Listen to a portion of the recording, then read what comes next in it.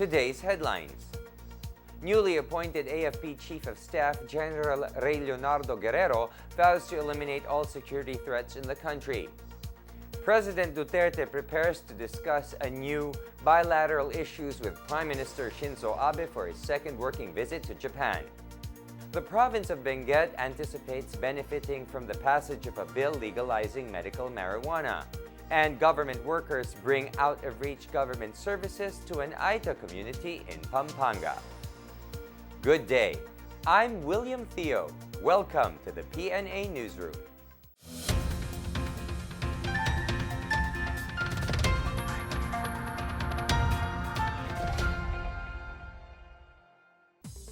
Newly appointed Armed Forces of the Philippines Chief of Staff General Rey Leonardo Guerrero vowed to neutralize all the remaining security threats in the country during his term. Guerrero said he is determined to finish off the remaining terrorist groups, neutralize the communist insurgency threat, and support law enforcement agencies in their campaign against lawless armed groups. He credited the troops for winning the peace and bringing the government closer to the people, and called upon the AFP to continue working for the country's sake. Guerrero also expressed his gratitude to President Rodrigo Duterte for selecting him as the 49th AFP Chief of Staff. He pledged to serve the country with selfless dedication and to work hard to bring security and peace. The incumbent Eastern Mindanao Command Head is a member of the Philippine Military Academy Class of 1984. He also commanded the Hamindan Capiz-based 3rd Infantry Division, the 701st Infantry Brigade, and Task Force Davao, and served as Chief of Staff of the Philippine Army. Guerrero is also a decorated military officer, having been awarded the Distinguished Service Star 4 times, the Order of La Candula, the Philippine Legion of Honor, and the Honorary Airborne Wings from the Royal Thai Army. President Rodrigo Duterte announced that retired Armed Forces of the Philippines Chief Eduardo Año would be the next Interior Secretary. During the AFP change of command ceremony in Camp Aguinaldo, Duterte said Año will be appointed to the Department of Interior and Local Government after a year. The DILG Act of 1990 imposes a one-year ban on appointments to the DILG for retired or resigned military and police officials. In the meantime, the President tasked Año to supervise the Philippine National Police together with Interior Secretary Catalino Cuy. Año retired Thursday upon reaching the mandatory retirement age of 56 for uniformed personnel. Duterte praised Año for his distinguished leadership that resulted in a stronger AFP trusted by the people. The crowning jewel of Año's impressive career is the battle for the liberation of Marawi, which resulted in the neutralization of almost 1,000 ISIS-inspired insurgents, including their leaders. The Provincial Council of North Cotabato is set to honor its homegrown soldiers who fought in the Maute and Abu Sayyaf in Marawi City. Board member Socrates Piñol filed a resolution recognizing the heroism of North Cotabato soldiers who served in Marawi for 5 months. Streamers and tarpaulins praising the soldiers will be installed in major highways in the province. The Provincial Council earlier honored 6 soldiers who died in the clashes and extended financial aid to their families and widows. In Davao City, the soldiers of the 2nd Scout Ranger Battalion who were deployed to fight against the Maute group were given a hero's welcome at the Eastern Mindanao Command. The event started with a motorcade from the Tactical Operations Group at the Old Davao International Airport to the supply depot of Department of Public Works and Highways. The soldiers marched going to East Mincom, where their families were waiting. Residents welcomed the soldiers with flowers and flaglets on the way to East Mincom, where a short program took place, followed by a brutal fight. Brigadier General Perfecto Rimando, Deputy Commander of East Mincom, cited the men of the 2nd Scout Ranger Battalion for their contribution to the liberation of Marawi from the terrorists. In Quezon Province, Governor David Suarez led his constituents in saluting and expressing their admiration for the Southern Luzon Command military contingent based in Camp Nakar for their successful operations against the Maute terrorists.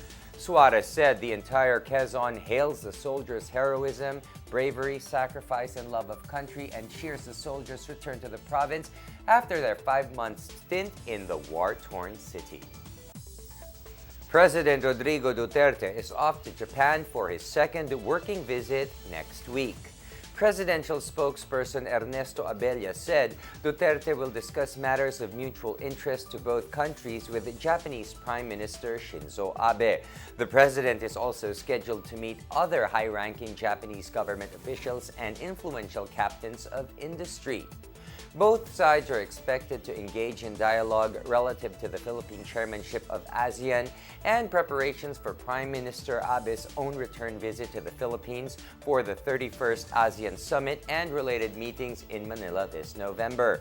The two leaders will discuss bilateral issues in economic, industrial, social, and security areas. Other issues include regional developments, Japan's support for the Mindanao peace process, illegal drug measures, and security and counterterrorism. PhilHealth has revised the policy for reimbursing claims for 3 particular diseases.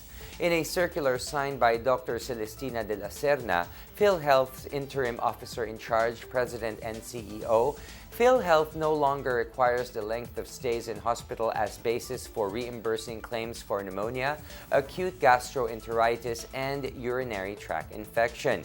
These claims will instead be subjected to prepayment medical review or the review of claims to determine admissibility prior to payment. It also said all claims for the 3 illnesses require the submission of the patient's certified true copy of complete clinical chart. The policy aims to encourage healthcare institutions that have the resources and capability to file appropriate claims when patients are managed in critical care when complications arise. In the past, cases of pneumonia and UTI had a length of stay requirement for 4 days and acute gastroenteritis 3 days. In the past, cases of pneumonia and UTI had a length of stay requirement of 4 days and acute gastroenteritis 3 days. Congressman Antonio Florendo Jr. reaffirmed his support for President Duterte and the ruling PDP-Laban party even as he protested his sudden expulsion. Florendo was earlier expelled from the party, citing disloyalty to the party and its leaders, organizing and participating in an unsanctioned party convention, and airing grievances to the public and media instead of settling internal disputes. In a statement, the Davao lawmaker decried the party's decision, saying he had been expelled without being able to air his side, which was contrary to the ideals of the founders. He claims that one of its leaders issued false allegations against him to orchestrate his removal. He also criticized those who approved his removal, saying they have allowed authoritarianism to be practiced in the party. Despite his expulsion, Florendo reaffirmed his full support to President Duterte and promised to uphold the ideals and virtues of the party. Still to come, the province of Benguet anticipates benefiting from the passage of a bill legalizing medical marijuana. These and more when the PNA Newsroom continues.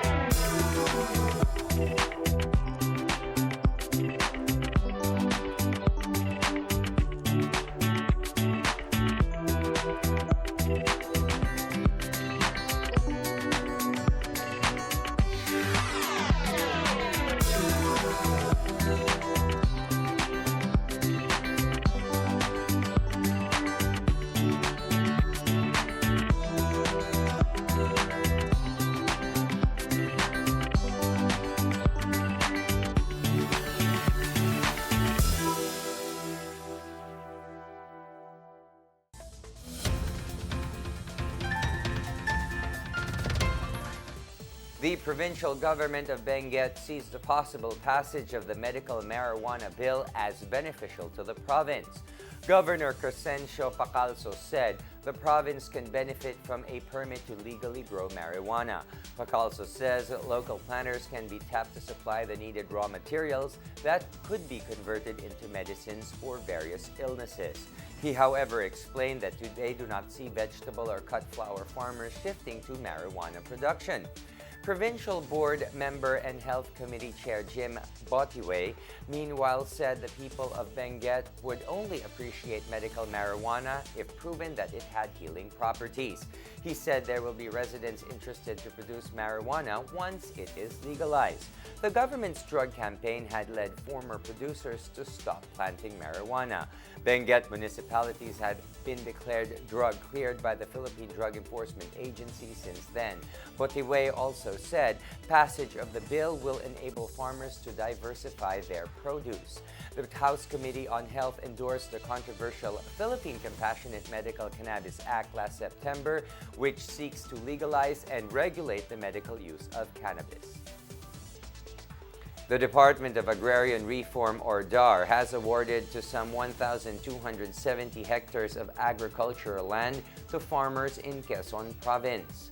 DAR Secretary-in-Charge Rosalina Bistoyong led the distribution of the Certificates of Land Ownership Awards to some 434 farmer beneficiaries. The covered land holdings consisted of parts of land in several barangays in San Andres, San Narciso, and San Francisco. The DAR chief also assured that support services will soon be provided to the beneficiaries with the immediate distribution of some 2.5 million pesos worth of seedlings and farm machinery. Quezon Provincial Board member Vincent Reyes, the fourth generation of the Reyes clan who owned the hacienda, vowed to help protect and make the distributed lands productive. The kilusang magbubukid ng Bondok Peninsula expressed gratitude to the Duterte administration and DAR for awarding the lands they fought for after years of struggle. The Davao City Police Office, or DCPO, is launching Kinder Cops following an increasing trend in rape cases in Davao City. The Kinder Cops is a 5-member women team of police personnel who works in coordination with government agencies, school officials, and barangay leaders. They will be deployed in schools and communities by November to educate children about the so-called bad and good touch and when does rape happen. Davao City Chief of Police Senior Superintendent Alexander Tagum voiced concern that rape incidents happen inside the houses of victims and the suspects were either family members or friends. Some of them were under the influence of liquor or illegal drugs and tend to take advantage of the vulnerability of the child. Tagum advised parents to watch over their children and to not be too trusting on people who watch them. He also said that police need to intensify public awareness about rape. The DCPO has recorded 12 cases of rape in just 1 week. The cases were reported to the Kian Gabriel Hotline, the city government's child abuse reporting number. The Kian Hotline has so far rescued over 400 children since its establishment. The DCPO is also utilizing the social media for its anti-rape campaign. Up next, government workers bring out-of-reach government services to an Aita community in Pampanga. These and more when the PNA Newsroom returns.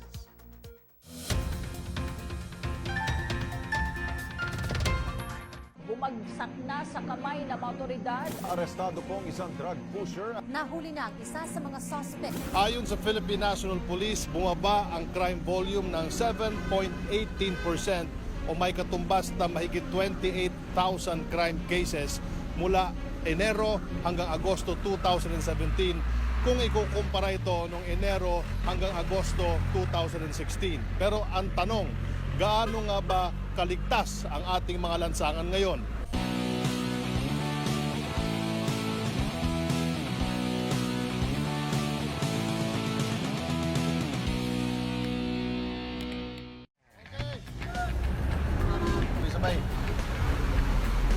Hello, kumusta? Boss, pwede bang ma-interview? Gaano ba kaligtas ang ating lansangan sa krimen ngayong mga panahon na ito kung ikukumpara mo nung nakaraang administrasyon? Mas maganda ngayon kasi si presidente natin talagang maayos yung ano niya, yung ginagawa yung mga snatcher medyo nabawas-bawasan eh. Mga hold-upin, medyo nawala-wala eh. Ligtas kasi nabawasan yung yung mga tambay tsaka mga adik sa kalsada, sir. Para sa akin po, dahil sa kumpanya din ng droga, maraming nailigtas na mga kabataan dito. Mas nagiging ligtas po ako kasi dahil sa sinasagawa po ni Mr. President Duterte yung anti-drugs po. Kaya nagiging mas ano po yung sarili ko kaysa noon po. Ito yung pinakamalaking populasyon ng Muntinlupa. Kaya nag-focus tayo. Ito yung maraming drug personalities. Kaya ngayon, na-reduce natin yung crimes dahil yung ating mga drug personalities na aresto na, yung iba na-neutralize na, nabawasan talaga ng malaki. Pagduduko po last year, July, I implemented the CCTV project right away. Yung mga petty crimes from the start nawala. Sir, dito po mostly sa Hopang talagang umonte kasi katulad po nun nung mga drug user, di ba po yung tokhang, gano'n. Kasi po yung mga drug user po dito parang nabigyan po ng chance na magbago. Kay Presidente Duterte, tama naman po yung ginagawa niyang pagsukpo sa mga sa mga crimes saka sa drugs. Okay naman po 'yun. May maging tahimik at maganda ang sirkulasyon ng mga taong bayan. Bumaba ang 8 focus crimes ng 21% o halos 20,000. Ito ang mga krimen tulad ng murder, homicide, physical injury, rape, robbery, theft, carnapping. Isama mo na dyan ang motor napping. Mas maganda ang administrasyon ngayon dahil maraming mga nahuhuling mga loko-loko, maraming nahuhuling mga drug addict. Kumpara noon at saka ngayon, napaka-the best ngayon. That is why I ask you to join me in this fight against illegal drugs and all forms of criminality.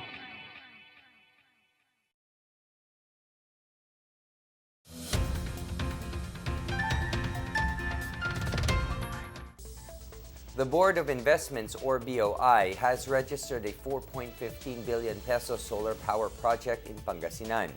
The BOI said the San Manuel 1 solar power project of Pilipinas Newton Energy Corporation will be located on a 70-hectare land in San Manuel, Pangasinan. The solar energy facility has a capacity of 68.7 megawatts. The commercial operation of the facility is expected to start in June 2018.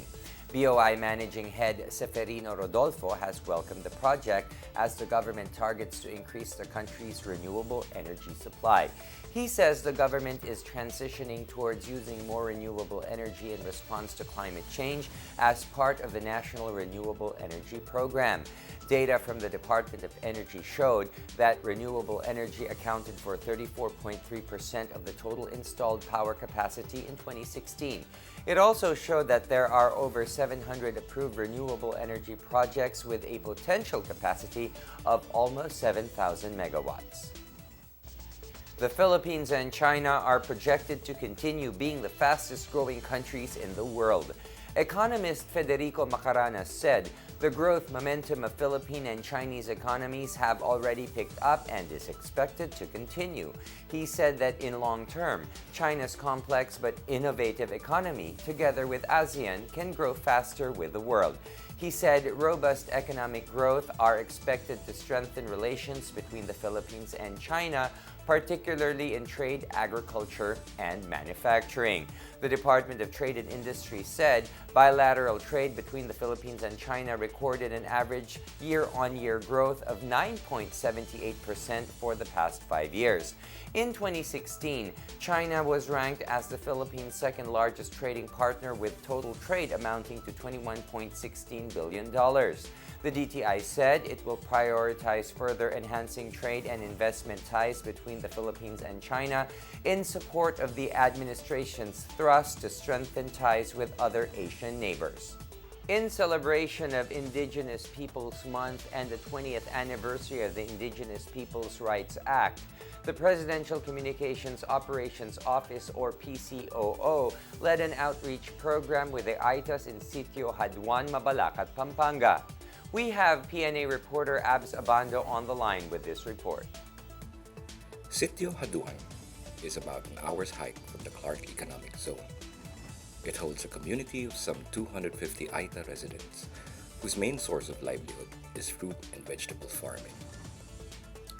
The PCOO provided for the Aitas a variety of services, which included free medical assistance, medicines, a seminar on health and hygiene, and a donation of food, packs, and clothes. In turn, the residents aired their concerns and grievances, such as the lack of basic services like transportation, electricity, and water supply. They added that they are in dire need of a proper medical facility due to exposure to infections brought by unsanitary and unhygienic conditions. Attorney Maria Paz Banaag, Assistant Secretary for Operations of the PCOO, says the outreach activity is in line with President Duterte's directive of bringing government services to people who cannot go down to the capitals. She also stressed the value of reaching out to remote communities, including indigenous peoples such as the Aitas. She sees the activity as an opportunity to learn about their culture and traditions, and to learn to be sensitive and respect cultural minorities. For the PNA Newsroom, I'm Albert Anthony Abando, reporting. Severe tropical storm Kedan is on its way out of the Philippine Area of Responsibility, or PAR. Pagasa says Kedan was last seen northeast of Basco, Batanes, and is moving further away north-northwest. Kedan is expected to be out of the country tomorrow morning. Sea travel is risky over the seaboards of northern Luzon and the eastern seaboards of central and southern Luzon and Visayas. Meanwhile, the intertropical convergence zone will bring cloudy skies with scattered rains and thunderstorms to Zamboanga Peninsula, northern Mindanao, Caraga, and Palawan. Cordillera and Cagayan Valley will experience partly cloudy to cloudy skies with isolated light rains. Metro Manila and the rest of the country will have partly cloudy to cloudy skies with possible isolated light rains or thunderstorms. Let's take another look at today's top stories. Newly appointed AFP Chief of Staff General Ray Leonardo Guerrero vows to eliminate all security threats in the country. President Duterte prepares to discuss a new bilateral issues with Prime Minister Shinzo Abe for his second working visit to Japan. The province of Benguet anticipates benefiting from the passage of a bill legalizing medical marijuana. And government workers bring out-of-reach government services to an Aita community in Pampanga. The holidays are coming soon. It's 59 days before Christmas. For more stories, please log on to www.pna.gov.ph or visit the PNA page on Facebook and Twitter. And that's your daily dose of the hottest news and the latest information that you need to know from the PNA Newsroom. I'm William Theo. Good day.